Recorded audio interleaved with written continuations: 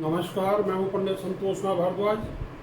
आज मैं आपके समक्ष प्रस्तुत कर रहा हूँ हमारे प्रधानमंत्री नरेंद्र मोदी की हाथ की रेखाओं का विश्लेषण। ये जो चित्र है ये मैंने मोदी जी के इंटरनेट पे कोई वीडियो देखे, उनको उपलब्ध था।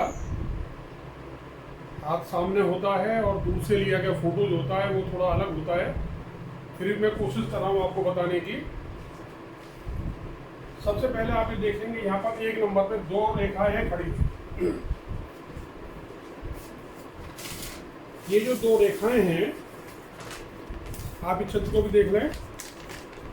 इसमें दो रेखाएं खड़ी हुई हैं एक नंबर के ऊपर। यहाँ पर ये जो दो रेखाएं हैं खड़ी हुई, ये बताती हैं कि जातक पूर्व जन्म में योगी, तपस्वी अथवा विद्वान ब्राह्मण रहा होगा।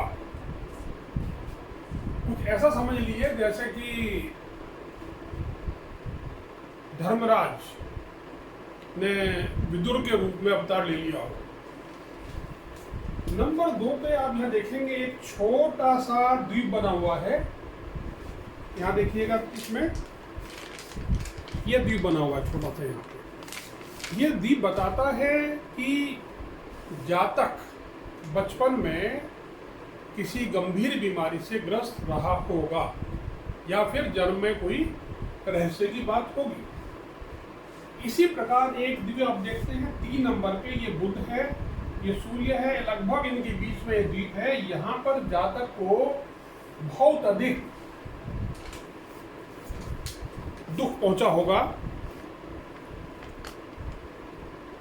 दर्द महसूस हुआ होगा। ऐसा अक्सर किसी की अपने प्रिय व्यक्ति की मृत्यु से होता है अथवा बिछड़ने से होता है। 4 नंबर पे जो रेखाएं हैं,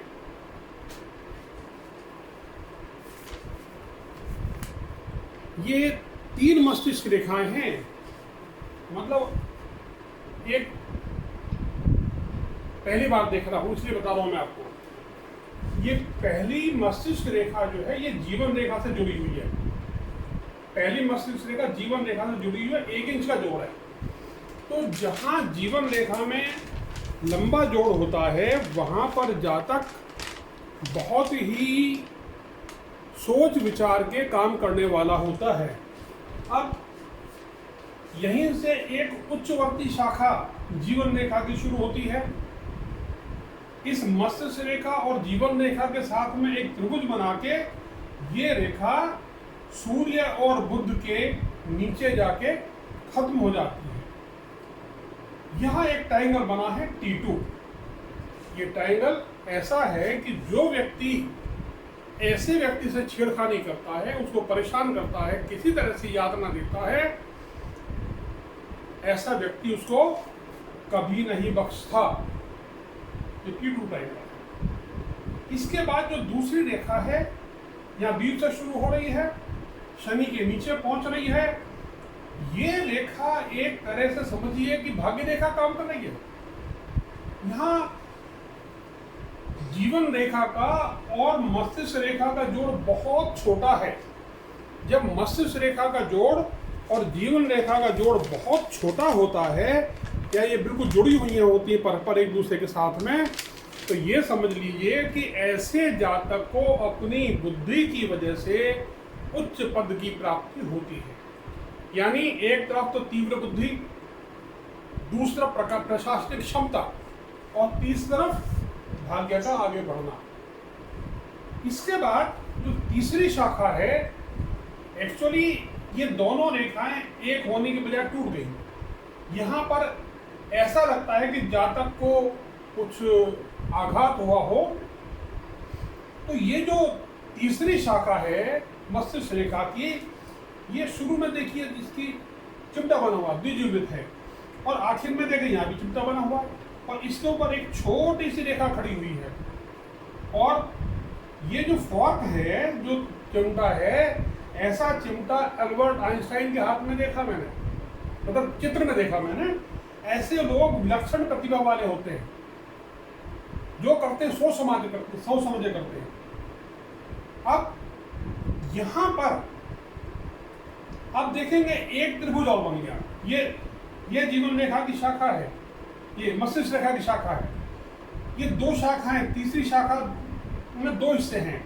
ऐसा व्यक्ति जो है अपने अंदर दो व्यक्तित्व लिए होता है, डुअल पर्सनैलिटी। एक पक्ष बहुत उज्जवल है, दूसरा काला भी हो सकता है। तो यहां ये तीसरा ट्रायंगल बना है T3।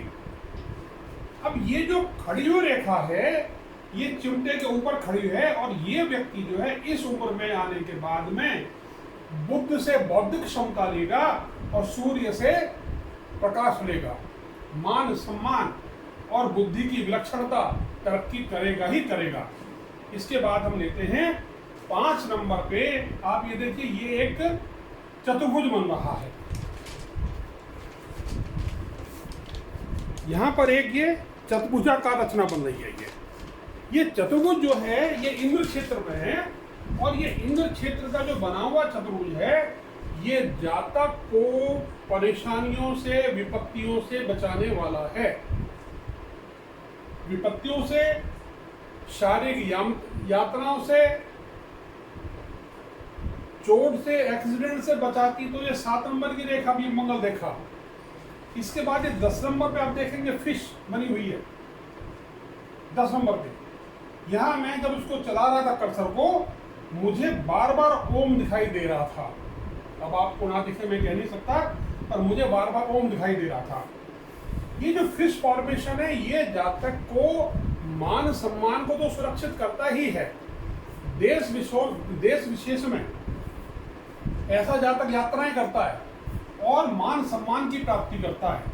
अब हम 6 नंबर पे आते हैं। ये जो छठी रेखा है ये रेखा उच्चवर्ती शाखा है जीवन रेखा की, और जीवन रेखा की जो उच्चवर्ती शाखा है, ऐसा व्यक्ति पूरे जीवन भर अपने लोगों के लिए, उनकी हिफाजत के लिए, उनकी मदद के लिए अपनी जिंदगी को समर्पित कर देता है।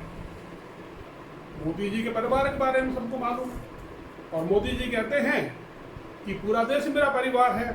तो मेरा ये मानना है एज ए ह्यूमन बीइंग कि मोदी एक विशिष्ट क्षमता से संपन्न एक ऐसा व्यक्ति है जो अपने देश की तरक्की के लिए कटिबद्ध है। 7 नंबर मैंने आपको बता दिया।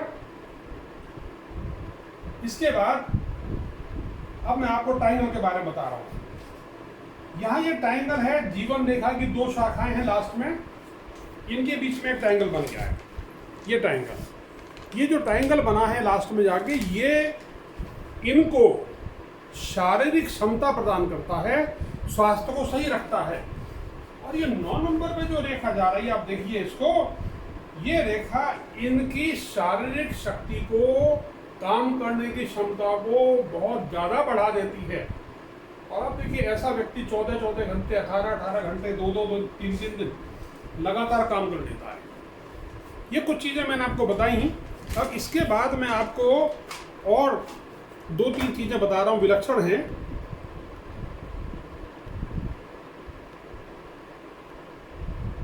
सबसे बड़ी चीज़ क्या है कि ये जो इनका अंगूठा है, ये अंगूठा खड़ा हुआ है, यानी सोच लिया तो सोच लिया, करना है तो करना है।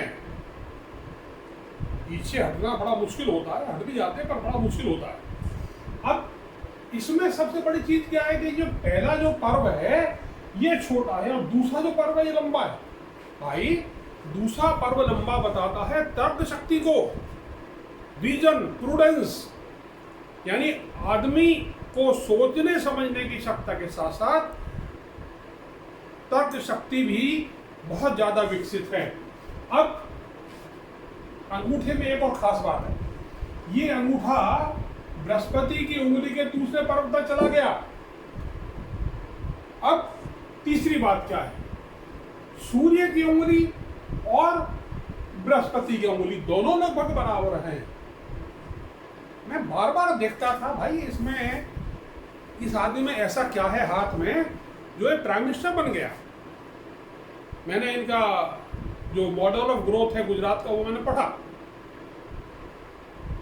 देखा, काम करते हुए देखा, तो अब मुझे समझ में आता है कि ये भी प्रधानमंत्री बनाने में दोनों सहायक हैं। लंबा अंगूठा, दूसरा पर्व, लंबी बृहस्पति उंगली, और इससे बहुत बड़ी बात, बुध, सूर्य, शनि और बृहस्पति, ये चारों जो पर्वत हैं ये समुन्नत होते हैं।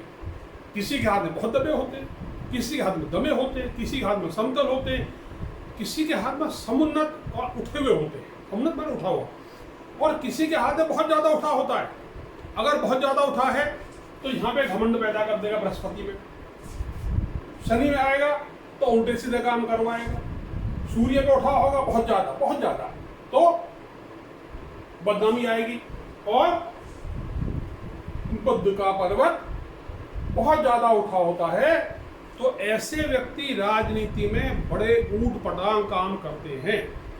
मैंने आपको संक्षेप में मोदी जी के हाथ के जो विवेचना की है, ये इंटरनेट पे प्राप्त जो फोटो थी उस पर उपलब्ध है।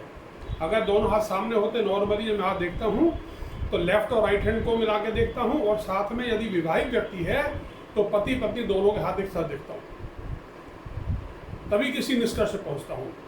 पर यहाँ क्योंकि मैं घटनाक्रम को जानता हूँ, इसलिए मैं एक एक चीज को जोड़ता गया, और इस नक्शे को देखने के बाद मुझे विश्वास हो गया कि ये आदमी आज तक का, मेरे जन्म से लेकर अब तक,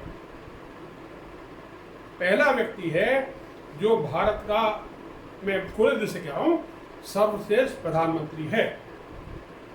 मैं किसी से कंपेयर नहीं कर रहा। हर आदमी में कमियां होती हैं, अच्छाइयां होती हैं, कमियां भी हैं। कह देता हूं, जो सवर्ण इनको प्रधानमंत्री बनाते हैं उनको अनदेखा करना, बुजुर्ग लोग उनको अनदेखा करना, सरकारी कर्मचारी उनको अनदेखा करना, इतना ही काफी है। नमस्कार, फिर मिलेंगे।